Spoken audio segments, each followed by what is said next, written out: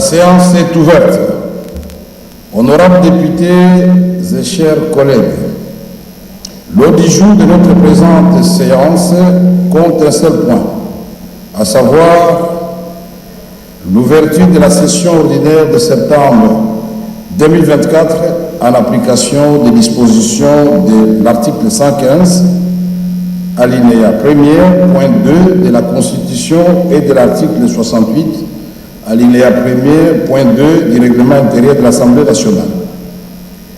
Avant toute chose, permettez-moi, chers collègues, de vous signaler la présence parmi nous d'un hôte de marque, le président de l'Assemblée nationale de la République de Côte d'Ivoire, à la personne de M. Adama Bictogo, invité spécialement à assister à l'ouverture solennelle de la session, la deuxième session ordinaire de la 4e législature de la 3e République. Je le prie de bien vouloir se lever pour être salué comme il se doit par l'auguste assemblée à laquelle je demande d'accueillir. Mais je n'ai pas entendu la chaleur africaine dans vos applaudissements. Voilà.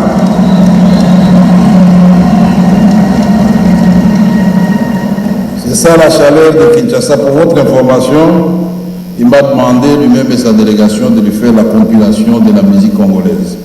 C'est la culture. Et il m'a dit qu'il me donnera les secrets pour gagner la canne. Cette fois-ci. Merci beaucoup. Le président Adama Bictogo est accompagné d'une délégation de l'Assemblée nationale de Côte d'Ivoire, dont je vous présente les membres, vos collègues, nos collègues députés. Il s'agit de Mme Trazéré Olibé Célestine, présidente du caucus des femmes parlementaires.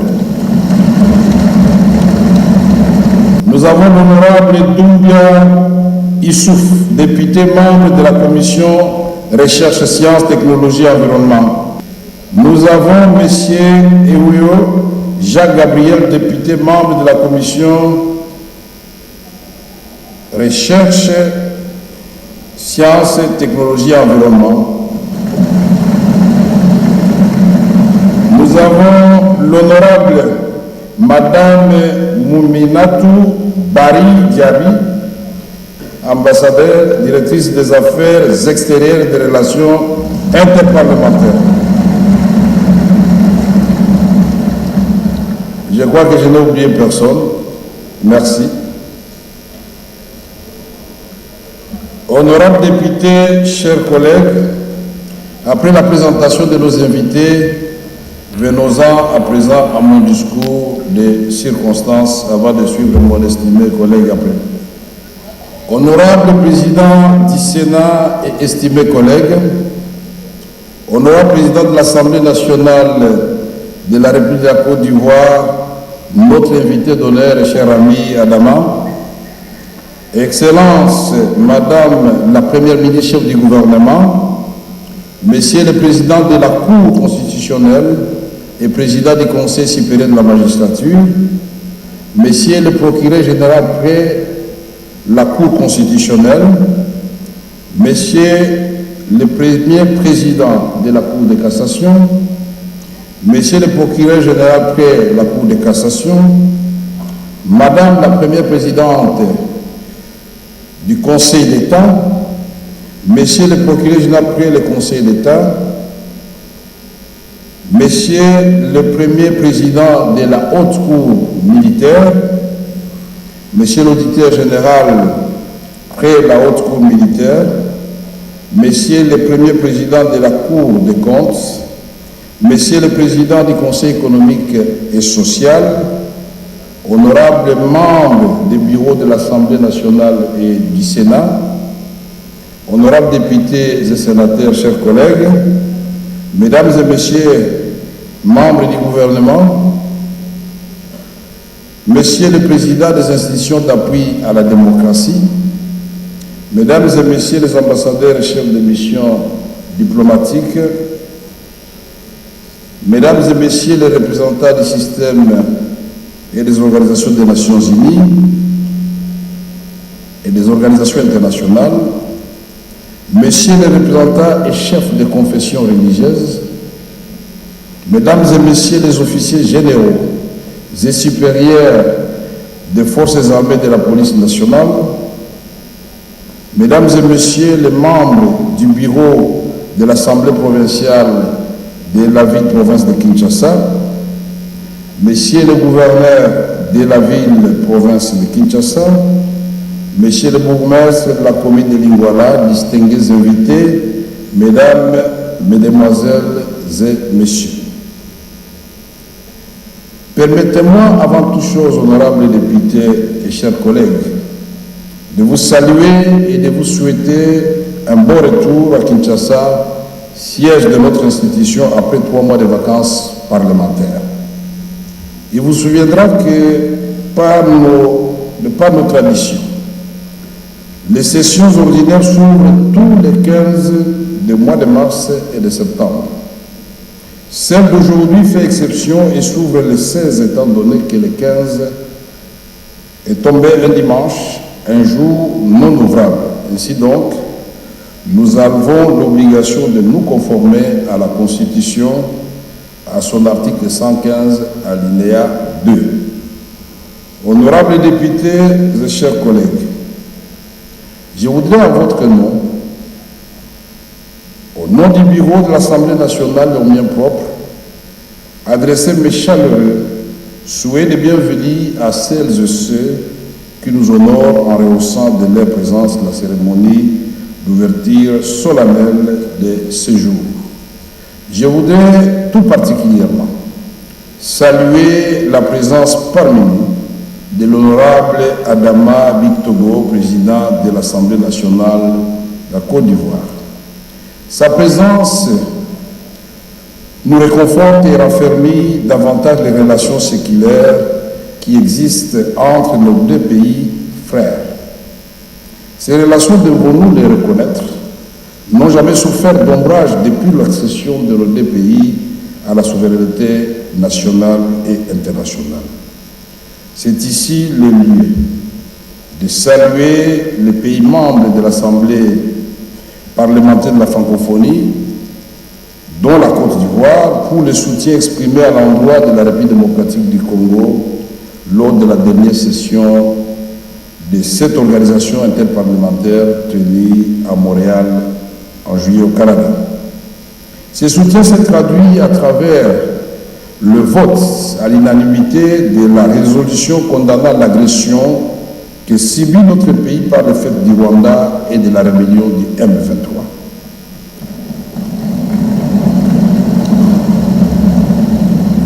Par cet acte, la Côte d'Ivoire et les autres pays ont montré à la face du monde que l'identité de l'âme africaine, depuis ses origines, baigne dans l'unité, l'indivisibilité pour un destin commun. Que ces pays frères et amis trouvent ici l'expression de toute notre gratitude. Après mon discours d'ouverture, la parole sera accordée à notre illustre hôte pour son allocution. Honorables députés et chers collègues, l'ouverture de cette session marque la fin des vacances parlementaires. À ce sujet, permettez-moi de vous informer que malheureusement, nous ne sommes pas tous revenus.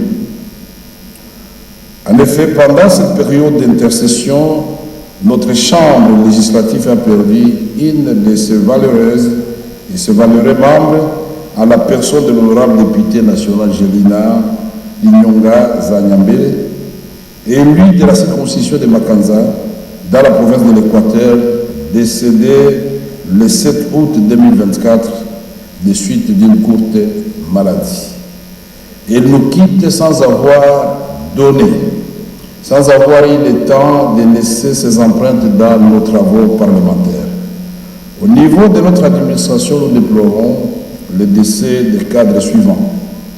Monsieur Jean-Denis Likonyankoy, directeur administratif et financier de l'Assemblée nationale. Monsieur Camille Mombambi Mokweti, chef de division informatique. Ces êtres chers ont été arrachés à notre affection, alors qu'ils auraient pu être en ce moment avec nous dans cette salle, mais hélas, le destin en a décidé autrement. Je vous prie de vous lever afin d'observer un moment de silence en leur mémoire et à la mémoire de tous nos compatriotes décédés à travers le pays, particulièrement dans sa partie est.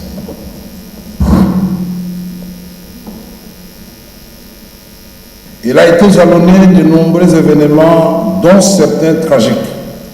Nous ne saurions revenir dans le moindre détail sur tous ces événements malheureux.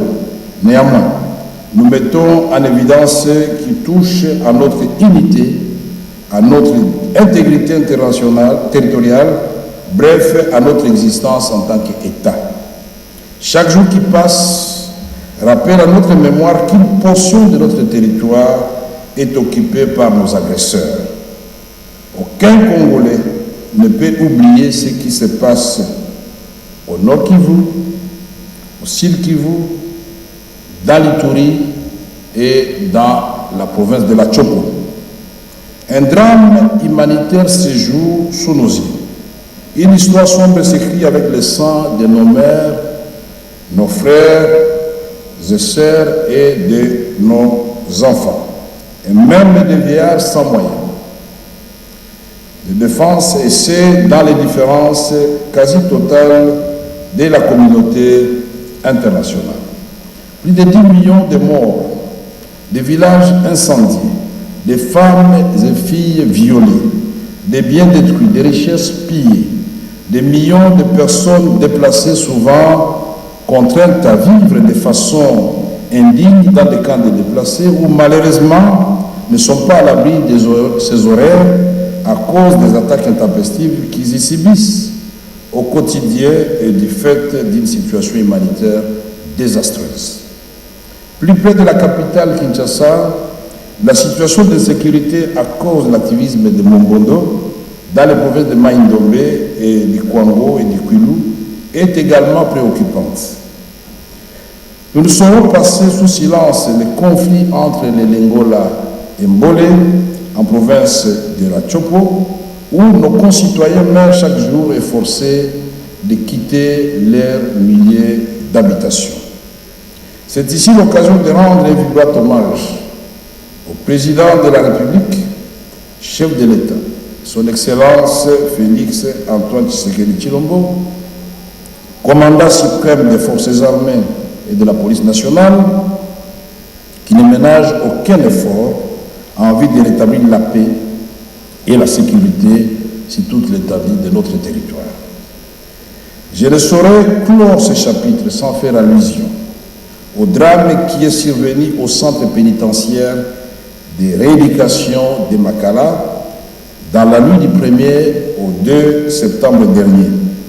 Une tentative d'évasion y a provoqué mort et désolation. J'encourage le gouvernement à poursuivre les enquêtes et à redéfinir la politique carcérale de notre pays afin de construire d'autres prisons mieux adaptées et d'offrir des conditions décentes aux personnes détenues. Honorables députés et chers collègues, en ma qualité de président de l'Assemblée nationale, je salue l'engagement du chef de l'État, garant de la bonne marche des institutions en faveur de la dynamique de la paix. Avec son soutien et sa vision, nous pouvons travailler ensemble pour construire un avenir pacifique et prospère pour tous les citoyens de la République démocratique du Congo.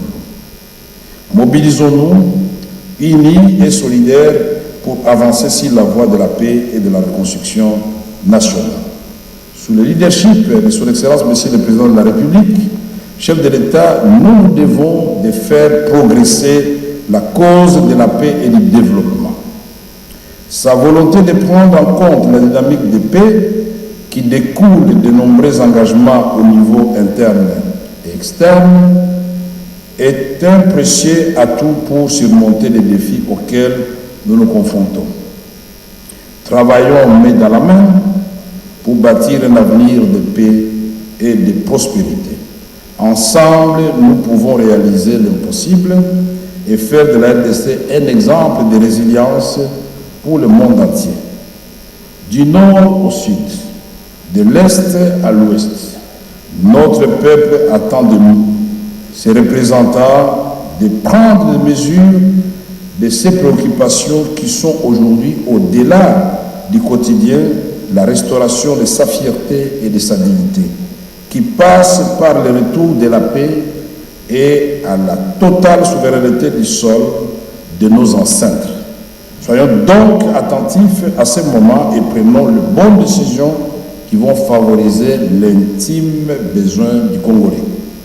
Honorables députés, distingués invités, à côté d'un autre défi sécuritaire qui constitue l'activisme des gangs urbains, communément appelés Kuluna, nous déplorons des pertes en vies humaines dues aux nombreux accidents de circulation, aux naufrages à répétition de baleinières, tant sur le fleuve Congo que des rivières qui jalonnent son majestueux parcours.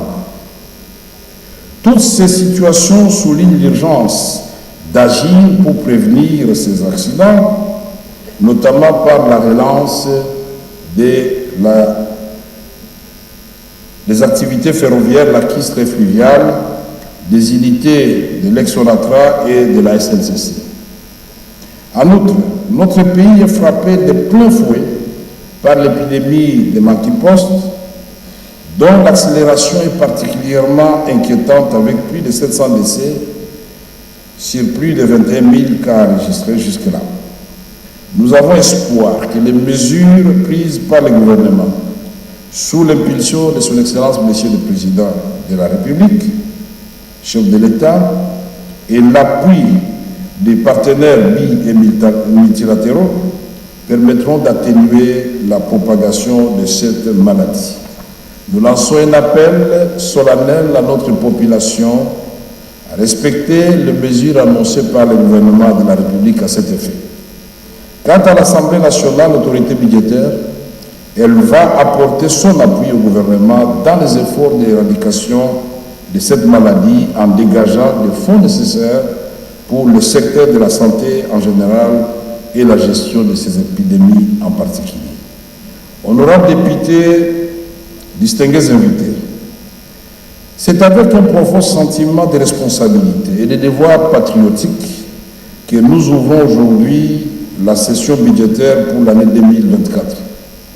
Cette session, au-delà de son caractère institutionnel, marque un moment crucial dans la gestion de notre pays, car elle engage notre capacité à répondre aux attentes de notre peuple en termes de rétablissement de la paix sur l'ensemble du territoire national, de développement et de prospérité. Cette année, plus que jamais, la conjoncture nationale et internationale exige de nous une rigueur accrue et une vision stratégique. Le contexte économique mondial est marqué par des incertitudes, des crises alimentaires, des défis climatiques et des tensions géopolitiques. En tant que représentants du peuple, nous avons le devoir de veiller à ce que le budget 2024 reflète une réponse adaptée à ces défis tout en restant centré sur les priorités qui concernent directement nos concitoyens. Parmi les priorités essentielles de ces budgets, nous devons insister sur 1. La sécurité et la stabilité nationale. Face aux défis sécuritaires que connaît notre pays, il est impératif d'accroître le financement de la défense nationale et de renforcer les capacités de nos forces armées. Le rétablissement de la paix dans la région en conflit doit rester une priorité absolue. Ces défis concernent toutes les institutions et toute la population. C'est pourquoi, tout en encourageant les efforts du gouvernement sur le plan militaire et son implication dans les processus de Luanda et de Nairobi, nous suggérons que le gouvernement, dans cette démarche noble, adopte une stratégie qui sera enrichie par les honorables députés à l'Assemblée nationale et qui mettra l'accent sur le volet ci-après. Volet militaire, humanitaire, économique et social, c'est-à-dire le développement, diplomatique et politique suivant le plan de désarmement des groupes armés qui va constituer un véritable défi à la fin de la guerre. C'est pourquoi nous insistons sur la finalisation de la loi relative à la réserve nationale pour que tous les réservistes soient, suivant les critères à définir, intégrés dans l'armée et éviter d'avoir l'impression d'avoir des armées dans une armée. La cohésion nationale est l'autre volet de cette stratégie et enfin la coopération régionale pour une prospérité partagée dans une région des Grands Lacs qui aura tourné définitivement le dos à la guerre. 2. L'amélioration des conditions de vie de nos populations. Nous devons orienter les ressources vers les secteurs clés tels que la sécurité, la santé, l'éducation, l'agriculture, l'accès à l'eau potable et l'électricité, mais aussi renforcer la lutte contre la pauvreté. Ces investissements sont essentiels pour améliorer la qualité de la vie de nos concitoyens et garantir que les plus vulnérables ne sont pas laissés pour compte. 3. La diversification de l'économie. La dépendance excessive aux matières premières expose notre économie à des fluctuations intempestives. Du secteur, nous devons promouvoir l'industrialisation, le développement du secteur agricole ainsi que l'innovation du secteur de l'énergie et des technologies afin de bâtir une économie plus résiliente et durable. 4. La gouvernance et la lutte contre la corruption. Aucune réforme budgétaire ne portera de ses fruits si nous n'améliorons pas la gestion des finances publiques. Il nous faut intensifier nos efforts pour assurer la transparence et la recevabilité dans l'utilisation des ressources de l'État. Les fonds publics doivent servir exclusivement à l'intérêt de la nation. Dans ce contexte, je prévois 2 séances de travail. D'abord avec la Cour des comptes, organe d'audit sous la tutelle de l'Assemblée nationale, et enfin avec la Cour des comptes et l'Inspection générale des finances, qui seront appelés à soutenir le contrôle parlementaire que nous entendons intensifier au cours de cette législature grâce à leur expertise avérée en la matière. Honorables députés et chers collègues, je félicite Son Excellence Madame la Première ministre qui vient de déposer cet avant-midi le projet de loi des finances 2024-2025. Je félicite aussi les membres de son gouvernement qui ont travaillé d'arrache-pied pour que ce document nous parvienne dans les délais constitutionnels. Le budget de 2024-2025 doit être un budget de relance, un budget de réforme, un budget de transformation. C'est l'opportunité pour nous de poser les bases solides d'un avenir plus radieux pour la République démocratique du Congo, mais cela ne sera possible que si nous travaillons ensemble au-delà de nos considérations politiques partisanes en mettant en avant l'intérêt supérieur de la nation, car dans la recherche du bien-être, il n'y a point de majorité et d'opposition. Nous sommes tous appelés à œuvrer pour la prospérité de notre pays. En tant que parlementaires, nous avons le devoir de scruter chaque ligne de ce budget, de débattre et d'apporter des ajustements nécessaires. Notre responsabilité est d'assurer que les choix budgétaires reflètent réellement les priorités réelles du peuple congolais et répondent aux défis auxquels nous faisons face, des défis que vous avez eu à relever durant vos vacances parlementaires. Mesdames et messieurs, je vous exhorte à mener nos débats dans un esprit de collaboration et de patriotisme. L'avenir de notre pays en dépend. Que cette session budgétaire soit celle de la responsabilité, de l'innovation et de l'audace pour notre développement commun. Vous veillerez aussi, chers collègues, à l'équité dans la répartition des projets dans le plan de développement local des 145 territoires de son Excellence, Monsieur le Président de l'État, dans vos provinces et vos fiefs électoraux respectifs. C'est d'ailleurs l'une des raisons pour laquelle vous avez mérité la confiance de vos électeurs.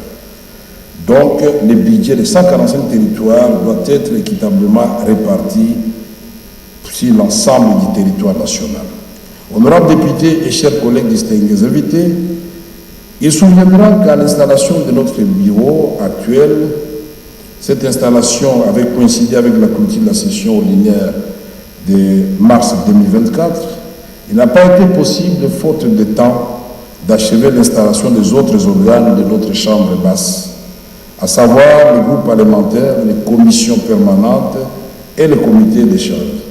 Puis-je vous rassurer qu'au cours de la présente session, nous allons nous y mettre pour parachever ce travail déjà entamé en vue d'un fonctionnement harmonieux de notre institution.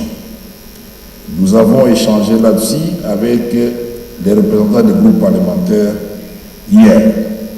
Pour cela, je compte sur la diligence des chefs de partis politiques et regroupements politiques, les chefs des groupes parlementaires, afin que soit finalisée la constitution de nos groupes parlementaires. Au regard de l'urgence, j'invite ceux des groupes parlementaires qui n'auraient pas encore finalisé leur constitution et la composition de leur bureau, ils ont été cités hier et vous avez pris bonne note, à y procéder dans la célérité.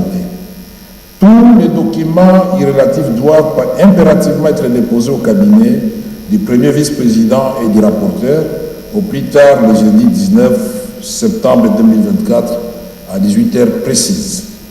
J'en rappelle à la conscience des uns et des autres afin de privilégier l'intérêt de la population qui attend beaucoup de ses élus. Je me dois par ailleurs de vous rappeler que sans les groupes parlementaires, il nous sera difficile, sinon impossible, de constituer valablement les commissions permanentes et les comités des sages. Et sans le président des groupes parlementaires et des commissions, la conférence des présidents, organe important de notre Chambre, ne peut être constituée et ne peut fonctionner. Honorables députés, distingués invités, la mission nous assignée par la Constitution est de légiférer, de contrôler le gouvernement, les entreprises publiques, ainsi que les établissements et services publics. Quelques collègues ont usé de leurs prérogatives en déposant à votre bureau des propositions de loi qui vont être examinées au cours de cette session. S'agissant du contrôle parlementaire, ici est de relever que votre bureau a enregistré un nombre important de questions écrites adressées aux membres du gouvernement et à des mandataires des entreprises, établissements et services publics. La plupart d'entre elles ont trait aux problématiques notamment de la bonne gouvernance, des réformes du secteur de sécurité, des réformes de la justice, du code agricole, de la loi foncière. C'est là une des preuves que les honorables députés attachent un intérêt particulier à la question liée aux infrastructures. Votre bureau encourage ces initiatives, c'est un engagement de campagne qu'il compte honorer. Ces initiatives vont à coup sûr contribuer à améliorer la gouvernance. Le contrôle parlementaire reste notre mission et ne peut aucunement se confondre à l'acharnement. Un contrôle exercé de manière efficace éviterait aux parlementaires que nous sommes de nous substituer au gouvernement par la construction dans nos fiefs électoraux de routes, de ponts, des écoles, des centres de santé.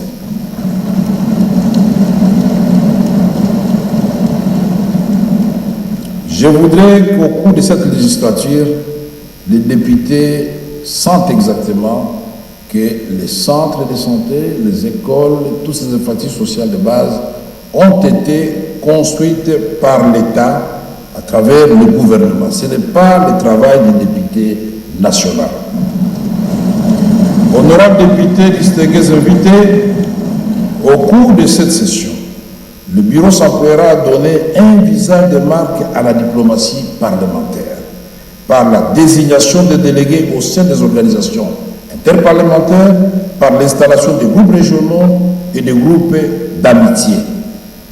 Nous sommes une nouvelle législature nous devons laisser au groupe parlementaire de désigner de nouveaux membres qui vont siéger dans ces organisations. Il nous faut une participation de qualité au sein de ces organisations et des rapports de participation débattus en plénière comme levé le règlement intérieur en son article 252 in fine. Ces débats auront pour effet d'évaluer notre action au sein de dites organisations et l'intérêt diplomatique d'en faire partie. L'adage, l'essentiel est de participer et ne peut être accepté. La Chambre et notre pays doivent tirer l'avantage de notre diplomatie parlementaire. Cela sous-entend une bonne maîtrise des dossiers par nos délégués. Honorables députés, distingués invités, comme je l'ai dit précédemment, nous revenons fraîchement des vacances parlementaires et ne perdons pas de vue que nous sommes astreints au devoir de redevabilité à nos électeurs. Notre règlement intérieur à son article 145 impose à chacun de nous de produire les rapports de ces vacances parlementaires et de les déposer dans les délais de 15 jours de l'ouverture de la session ordinaire au bureau de l'Assemblée nationale. Chez nos électeurs, il n'existe pas la catégorie électeur de la majorité d'une part et électeur de l'opposition d'autre part. Tout ce qui sera relevé dans vos rapports, que vous soyez de la majorité ou de l'opposition, va être débattu en toute sérénité dans cet hémicycle. Au demeurant, les textes légaux et réglementaires enjoignent la participation de l'opposition à la vie nationale. À cet effet, notre règlement intérieur offre à l'opposition toutes les garanties d'exercer pleinement son rôle au sein de l'hémicycle, car, par excellence, l'expression de la démocratie. Votre bureau y veille et reste ouvert et à l'écoute de tous.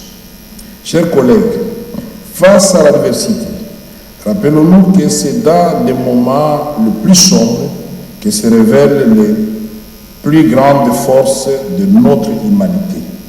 C'est maintenant, dans l'unité et la solidarité, que nous pouvons puiser en nous la résilience nécessaire pour surmonter les épreuves et bâtir un avenir meilleur pour nous-mêmes et nos enfants. Soyons donc les artisans de notre propre destin en cultivant la patience, la compassion et la détermination. À nous les élus du peuple et par-delà toute la classe politique, je me permets de lancer un appel à la hauteur de vie et au sens des responsabilités. Dépassons nos intérêts partisans et personnels pour nous consacrer entièrement à l'intérêt général. C'est en mettant de côté nos différences et en travaillant ensemble que nous pourrons véritablement servir notre pays et notre peuple. Engageons-nous dans une démarche de consensus et de compromis, en nous inspirant du bien commun et en nous guidant par la volonté de construire un avenir plus juste, plus prospère pour tous. En unissant nos forces et nos talents, nous pouvons surmonter les obstacles et ouvrir la voie à une nouvelle ère de paix sur notre pays, la République démocratique du Congo. Nous nous engageons ici d'accompagner utilement le gouvernement dans ses nombreux défis. Je les ai cités, mais je ne peux terminer cette adresse sans parler des embouteillages et de la surpopulation dans la ville de Kinshasa qui compte aujourd'hui près de 20 millions d'habitants pour des infrastructures qui étaient conçues pour près de 1 million. Et nous pensons que la solution à travers les balisages et les ouvertures des rivières et du fleuve Congo nous offrent automatiquement 14 000 km navigables. Ce sont des grands boulevards que nous ignorons et ça ne coûte, selon les études, que 89 millions de dollars américains. Je vais demander aux honorables députés de mettre au défi le gouvernement de voter ce montant-là s'il n'est pas dans le budget pour que les ministres du développement rural et Madame la Première ministre nous prouvent de quoi ils sont capables. Nous avons beaucoup d'exemples dans ce sens-là. Aujourd'hui, nous avons libéralisé le secteur de l'énergie sans mesure d'accompagnement. Ceci doit appeler de notre part, de la part du gouvernement, une loi ou des mesures réglementaires dans ce secteur-là. On a régularisé ou libéralisé l'exploitation de l'eau. Les forages sont presque dans toutes les parcelles aujourd'hui, y compris des forages où finalement en réalité les conduites sont branchées sur les tuyaux de la régie des eaux. Attention, nous risquons de vivre le phénomène de Jakarta où finalement la ville va s'effondrer. Au-delà de cela, il se pose une question d'hygiène. La nappe phréatique à certains endroits est déjà contaminée. Et donc le gouvernement doit prendre des mesures pour que la société régie des eaux puisse jouer son rôle et limiter la multiplication des forages qui devraient être réservés dans les zones d'exploitation agricole. Honorables députés et chers collègues, je vais terminer mon propos de ce jour en invitant le peuple congolais, les honorables députés et toutes les forces vives de la nation à se mobiliser derrière le leadership de son Excellence, Monsieur le Président de la République. J'ai cité Félix Antoine Tshisekedi Tshilombo, Président de la République démocratique du Congo, chef de l'État, pour l'accompagner dans ses efforts inlassables d'assurer la paix et la sécurité, garde de la stabilité et du développement. Quelle que soit la longueur de la nuit, le soleil va s'élever. Et nous pensons que la paix, c'est notre forte conviction, va se rétablir sur l'ensemble du territoire national et nous allons user de tous les moyens. Diplomatie classique, diplomatie parlementaire, la voie humanitaire. Nous sommes des panafricanistes. Nous invitons tous nos frères africains de Burkina Faso, du Mali, du Sud-Soudan, qui vivent les mêmes affres que nous, à mettre fin à la guerre et qu'ensemble nous signons un pacte pour le développement de l'Afrique. Ainsi, je déclare donc ouverte la session budgétaire de septembre 2024. Que Dieu vous bénisse. Honorables députés, que Dieu bénisse vos familles, que Dieu bénisse les membres du gouvernement et les membres des autres institutions, qu'il bénisse le président de la République et le peuple congolais, et qu'il bénisse notre hôte de marque et sa délégation, Adama Bictogo. Je vous remercie.